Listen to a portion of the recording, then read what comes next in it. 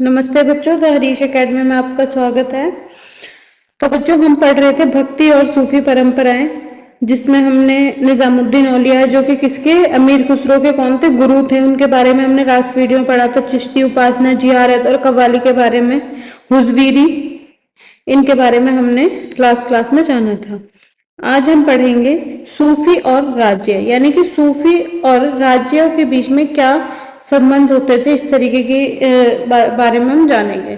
तो चिश्ती संप्रदाय की एक और विशेषता क्या थी? संयम और सादगी का जीवन था। यानी कि ये बहुत संयमता से और सादगी, यानी कि बहुत सिंपल उसमें रहते थे बिल्कुल, जिसमें सत्ता से दूर रहने पर बल दिया जाता था। किंतु उसका मतलब यह नहीं था कि राजनीतिक सत्ता से अलगाव का भाव रखा जाए।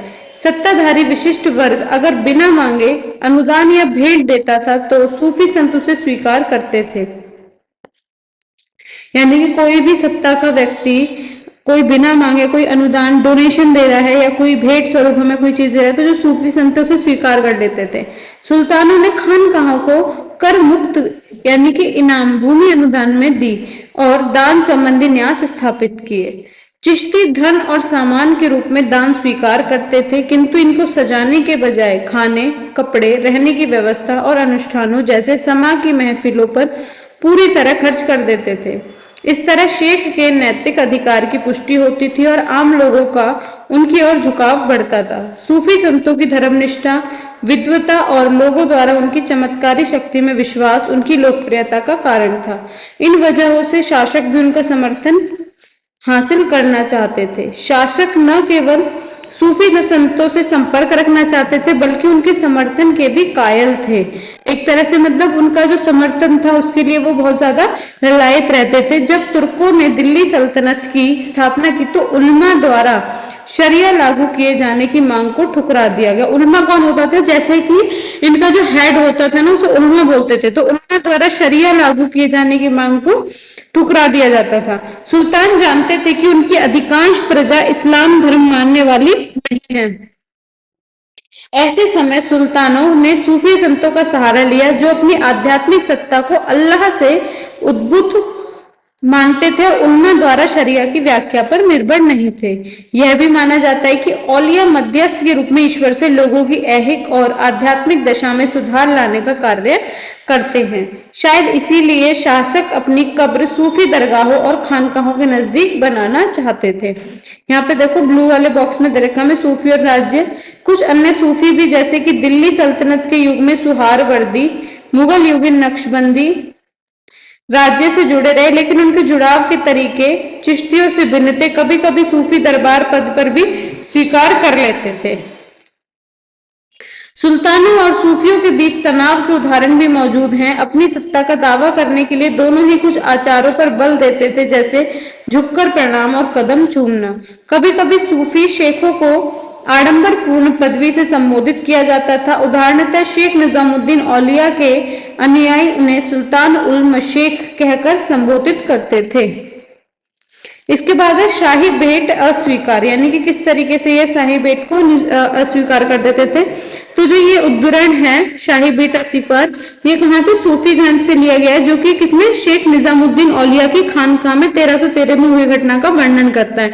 शेख निजामुद्दीन औलिया कौन थे? अमीर खुसरो के गुरु थे। मेरी, यानी कि अमीर हसन सिजजी अच्छी किस्मत थी।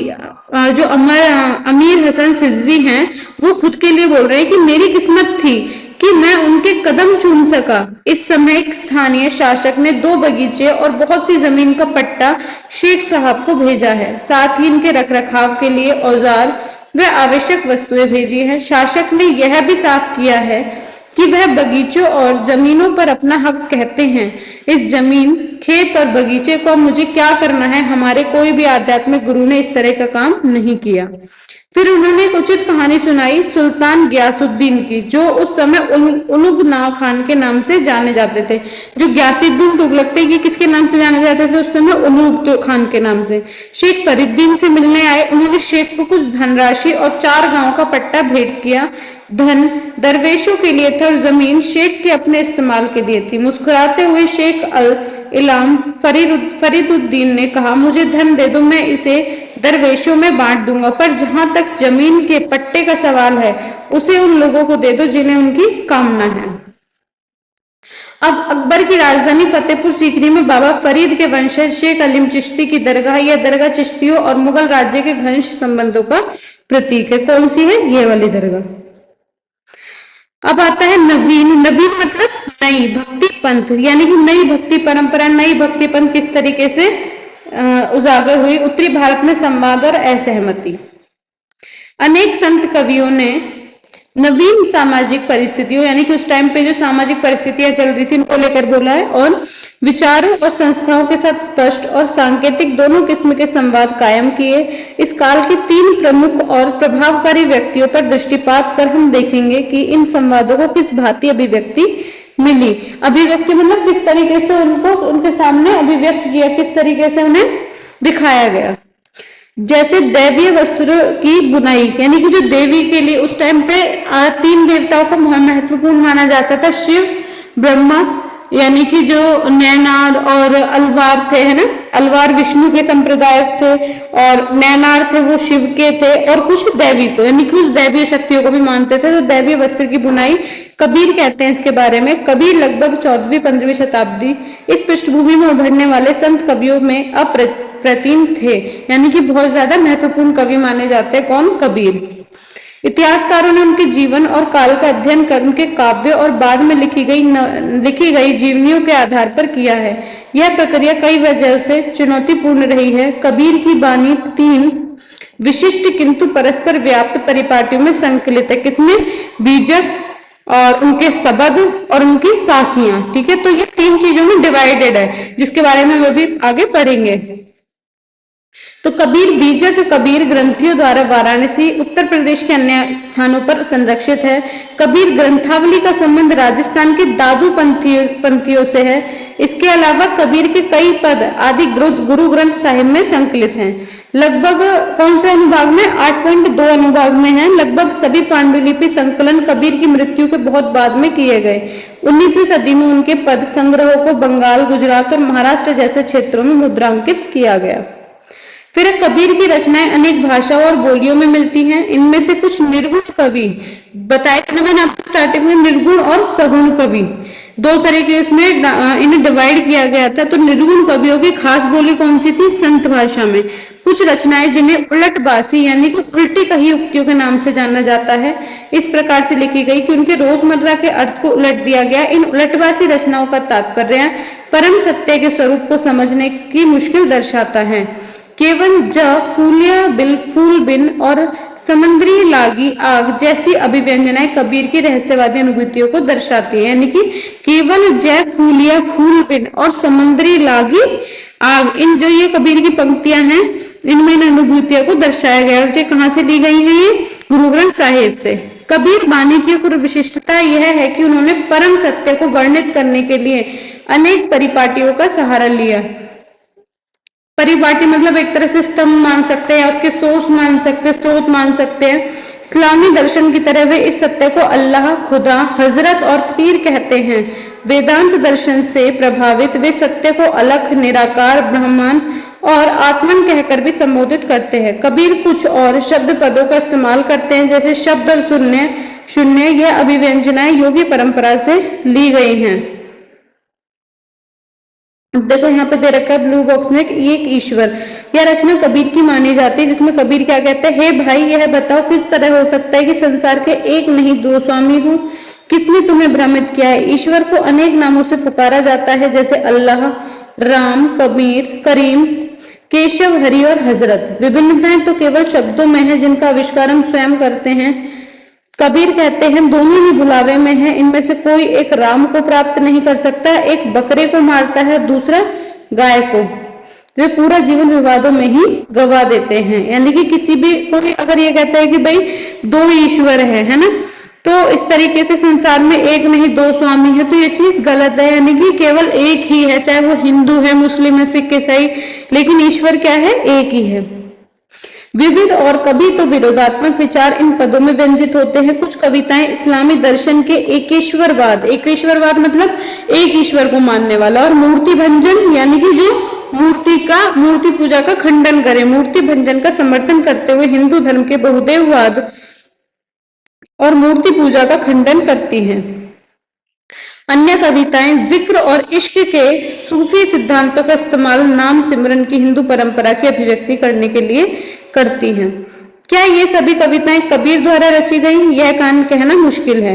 विद्वान पदों की भाषा, शैली और विषय वस्तु के आधार पर यह स्थापित करने की कोशिश करते हैं कि कौन से पद कबीर के हैं। कबीर की समृद्ध परंपरा इस तथ्य की द्योतक है कि कबीर पहले और आज भी उन लोगों के लिए एक प्रेरणा का स्रोत है जो सत्य की खोज में रूढ़िवादी धार्मिक सामाजिक संस्थाओं, विचारों और व्यवहारों को प्रश्नवाचक दृष्टि से देखते हैं।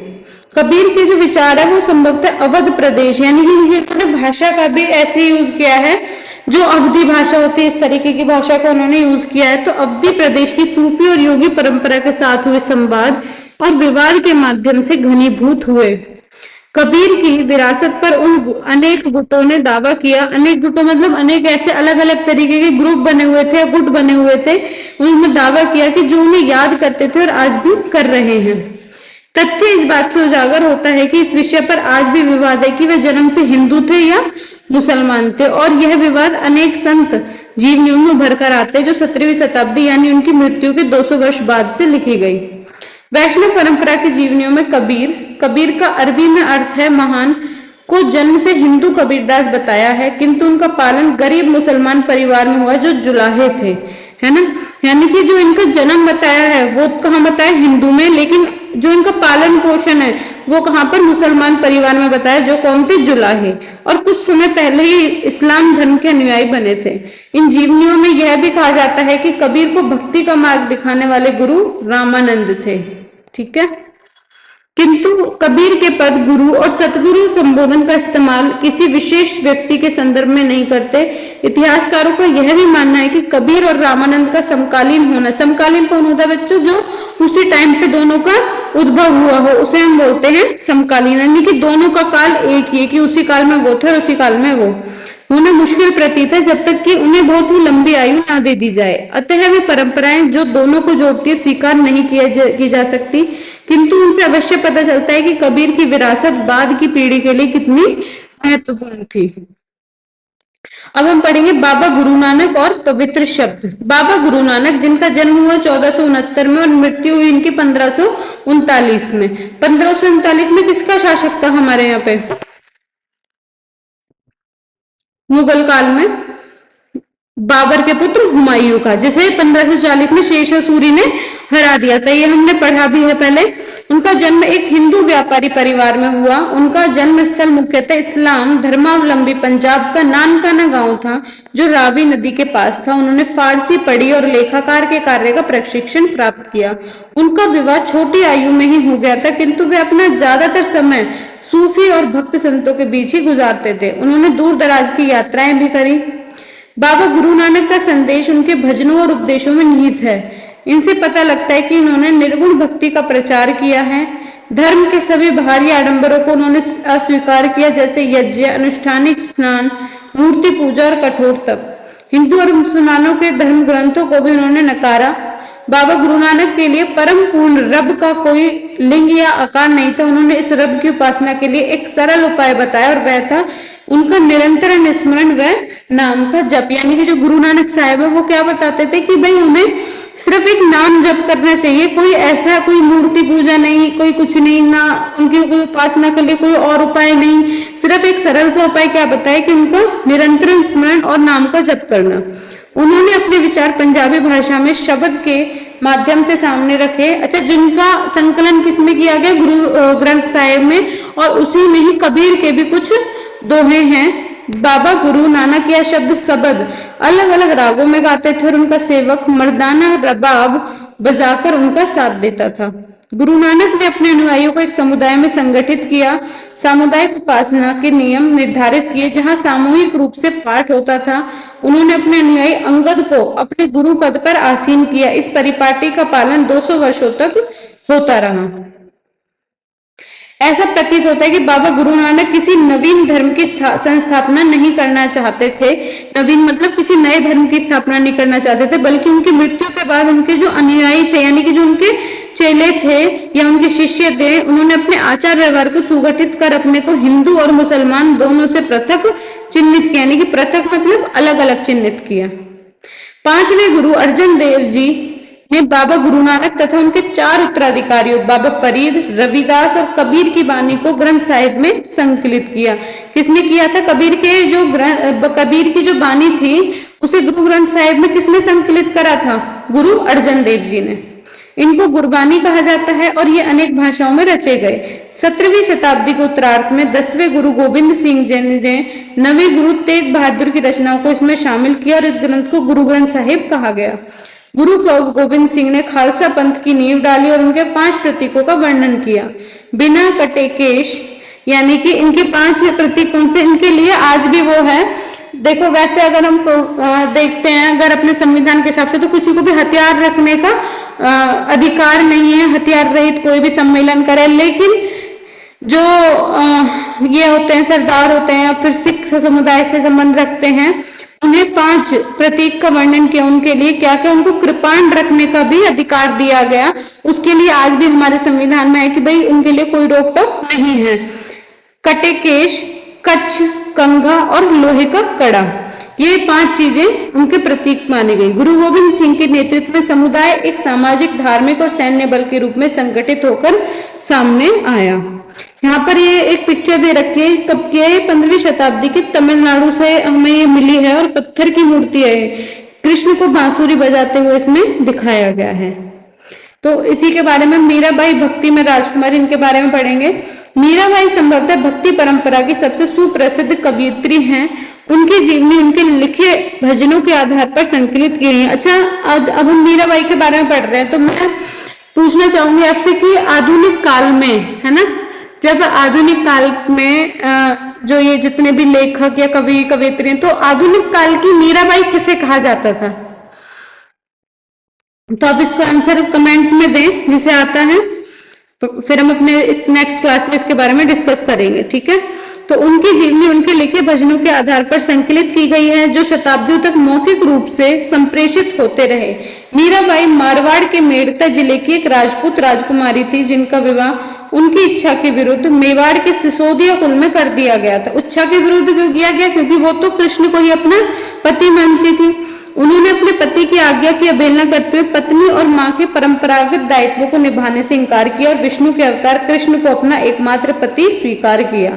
उनके ससुराल वालों ने उन्हें विष यानी कि जहर देने का प्रयत्न किया, किंतु वह राजभवन से निकलकर एक परिव्राजिक संत बन गई। कृष्ण के प्रति मीरा का जो प्रेम है उसमें उन्होंने कुछ यहाँ पे लाइनें लिखी हैं। मीराबाई द्वारा रचित ये गीत है, क्या है? अगर चंदन की चीता बनाऊं अपने हाथ जला जा, जलवल भई भस्म की ढेरी अपने अंग लगा जा, मीरा कहे प्रभु गिरधर नागर जोत में जोत मिला जा। और एक पद में वे कहती है कि राणो जी मेवाड़ो मारो कोई काई कड़सी महेते गोविंद रा गुण गासिया, राणो जी रुस्सी गांव रखासी हरि रुस्या कुमालस्या। तो ये उद्धरण कहाँ से लिया गया? राणा के प्रति मीराबाई का रुख, यानी कि जो जहां पर उनकी शादी हुई थी उनके प्रति उनका जो रुख था उसके बारे में इनमें बताया गया है। उन्होंने अंतर्मन की भाव प्रवणता को व्यक्त करने वाले अन्य गीतों की रचना की। कुछ परंपराओं के अनुसार मीरा के गुरु रैदास थे, जो एक चर्मकार थे। इससे पता चलता है कि मीरा ने जातिवादी समाज की रूढ़ियों का उल्लंघन किया। माना जाता है कि अपने पति के राजमहल के ऐश्वर्य को त्याग कर उन्होंने विधवा के सफेद वस्त्र और सन्यासियों के जोगियों वस्त्र धारण किया। हालांकि मीराबाई के आसपास अनुयायी को जमघट नहीं लगा और उन्होंने किसी निजी मंडली की नींव नहीं डाली, लेकिन फिर भी वह शताब्दियों से प्रेरणा का स्रोत रही हैं। उनके रचित पद आज भी स्त्रियों और पुरुषों द्वारा गाए जाते हैं, खासतौर से गुजरात और राजस्थान के गरीब लोगों द्वारा, जिन्हें नीच जाति का समझा जाता है। अब यहाँ पे हमें बॉक्स में शंकर देव के बारे में दे रखा है। 15वीं शताब्दी के उत्तरार्ध में असम में शंकर देव वैष्णव धर्म के मुख्य प्रचारक के रूप में उभरे। उनके उपदेशों को भगवती धर्म कहकर संबोधित किया जाता है, क्योंकि वे भगवत गीता और भगवत पुराण पर आधारित थे। ये उपदेश सर्वोच्च देवता विष्णु के प्रति पूर्ण समर्पण भाव पर केंद्रित थे। शंकर देव ने भक्ति के लिए नाम कीर्तन और श्रद्धा भावना, भक्तों के सत्संग में ईश्वर के नाम उच्चारण पर बल दिया। उन्होंने आध्यात्मिक ज्ञान के प्रचार के लिए सत्र या मठ तथा नामगढ़ जैसे प्रार्थना गृह की स्थापना को बढ़ावा दिया। शंकर देव की जो प्रमुख काव्य रचनाएं उनमें एक क्या है, कीर्तन घोष है। अब है धार्मिक परंपराओं के इतिहास का पुनर्निर्माण। हमने देखा कि इतिहासकार धार्मिक परंपरा के इतिहास के पुनर्निर्माण यानी कि दोबारा उसका निर्माण के लिए अनेक स्रोतों का उपयोग करते हैं, जैसे मूर्तिकला, स्थापत्य, धर्म गुरुओं से जुड़ी कहानियां, दैवीय स्वरूप को समझने को उत्सुक स्त्री और पुरुषों द्वारा लिखी गई काव्य रचनाएं आदि। जैसा हमने अध्याय 1 और 4 में देखा, मूर्तिकला और स्थापत्य कला का हम इस उद्देश्य के लिए तभी इस्तेमाल कर सकते हैं जब हम उसके संदर्भ को अच्छी तरह समझें, अर्थात इन आकृतियों और इमारतों को बनाने और उनका इस्तेमाल करने वालों के विचारों, आस्थाओं और आचारों की हमें समझ हो। धार्मिक विश्वासों से संबंधित साहित्यिक परंपराओं के बारे में क्या कहा जा सकता है। यदि हम इस अध्याय में वर्णित स्रोतों पर दृष्टिपात करें तो हम देखेंगे उनमें काफी विविधता है। विविधता मतलब काफी डिफरेंसेस, भेदभाव हैं, और वे कई भाषाओं व शैलियों में लिखे गए हैं। कुछ स्रोत सरल स्पष्ट भाषा में है, जैसे कि बसवन्ना के वचन, जबकि कुछ अन्य अलंकृत फारसी में लिखे गए मुगल सम्राटों के फरमानों का रूप धारण कर लेते हैं।